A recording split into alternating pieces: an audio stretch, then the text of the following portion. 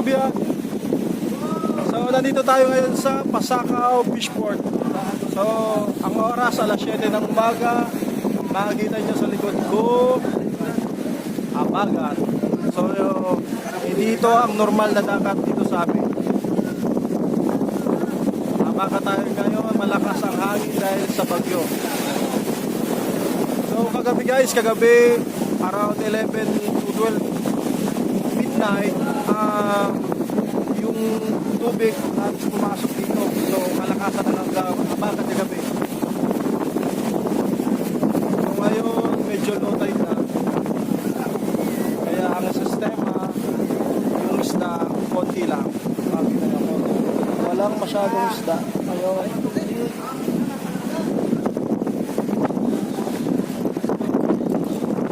So baka abutin pa ito ng 3 araw itong habagat dito sa amin. Pero good thing hindi pumasok dito sa Bicol yung bagyo. Salamat pa rin, salamat. And nandiyan na rin yung hari-araw. Ayun. Nandito na sa likod yung hari-araw. So, thanks God, meron pa rin isda. Pero hindi galing dito sa Pasakaw, galing sa ibang lugar. Mga tracking. Ang dumating. Ang isda ngayon dito, tilapia, pundahan, at bangus. Yan lang. Kaya mamaya-maya uwi na ako. Kasi wala nang...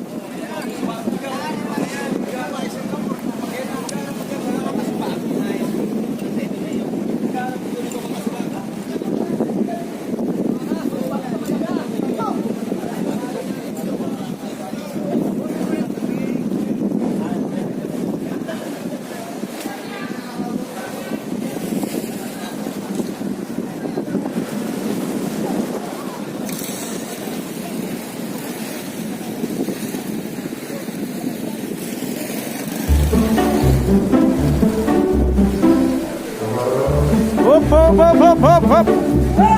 Hop, ano yan?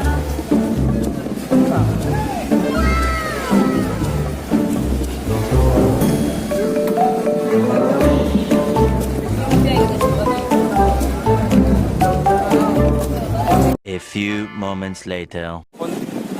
So, konti na lang yung tao dito sa Fishport. Ayun yung mga truck. Alaman yan, pundahan, bangus at tilapia. Konti lang yung klase ng isda kasi nga sa panahon.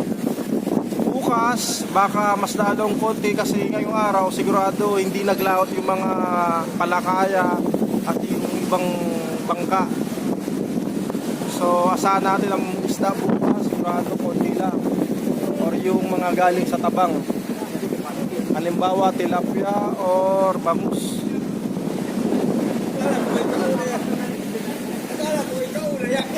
Shout out.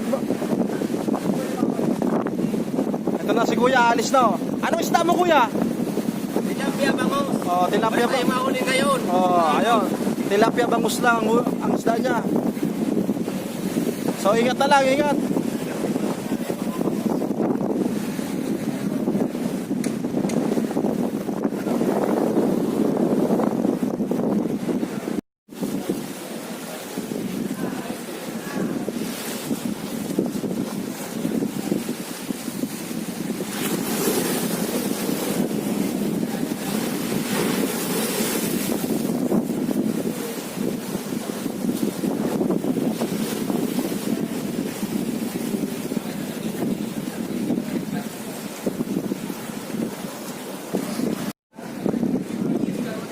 So mga kabiyag, hanggang dito na lang.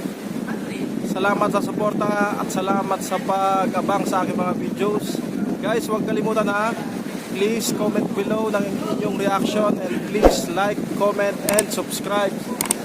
Salamat mga kabiyag, God bless sa inyo sa mga naapektuhan ng bagyo.